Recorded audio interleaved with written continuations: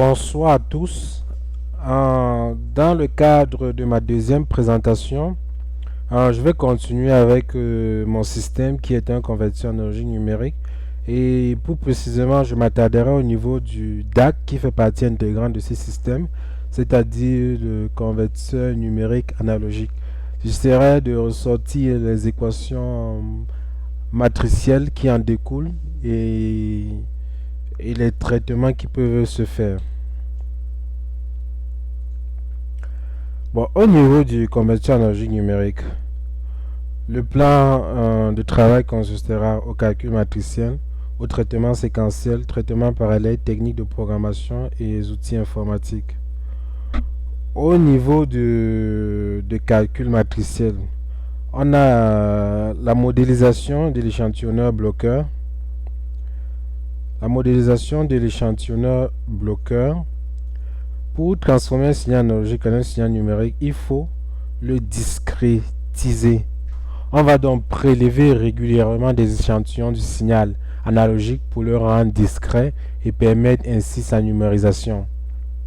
On prend ainsi des valeurs de E de t à des intervalles de temps réguliers, tous les TE, périodes d'échantillonnage, à une fréquence FE dite fréquence d'échantillonnage, que l'on déterminera par la suite. Suite à cet échantillonnage, on quantifie chaque échantillon par une valeur binaire pour la stocker sur un support numérique. Donc, on discrédite et après, on échantillonne en prenant chaque valeur qui va être stockée sur un support numérique. Bon, ici, on a notre signal analogique qui est continu. Ici, après échantillonnage, on a des valeurs discrètes. Donc, vous voyez bien qu'il y a toute une différence entre un signal qui va être analogique, c'est-à-dire qu'il y a une tension continue, tandis qu'un truc qui va être discret. Bon, l'opération mathématique associée à cette discrétisation revient à multiplier le signal par un peigne de Dirac. Donc, on a la multiplication en faisant un décalage par un décalage temporel. On peut aussi calculer la transformée de Fourier du signal échantillon en utilisant les propriétés liant une multiplication temporelle qui est dans l'espace fréquentiel qui devient un produit de convolution par la propriété qu'on connaît. Théorie de la quantification. Une fois le signal échantillonné doit être quantifié. Le signal échantillonné bloqué peut à ce stade être converti sous forme binaire, c'est-à-dire numérique, pour être stocké. Ce codage s'appelle la quantification. Le rôle de la quantification est de donner une image binaire d'un signal analogique.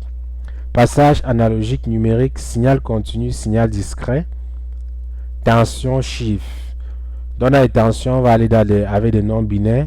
On a un signal continu qui va être discret. On a un passage analogique numérique. À chaque niveau de tension est associé une valeur binaire codée sur un bit. Chaque niveau de tension associe une valeur binaire codée sur un bit.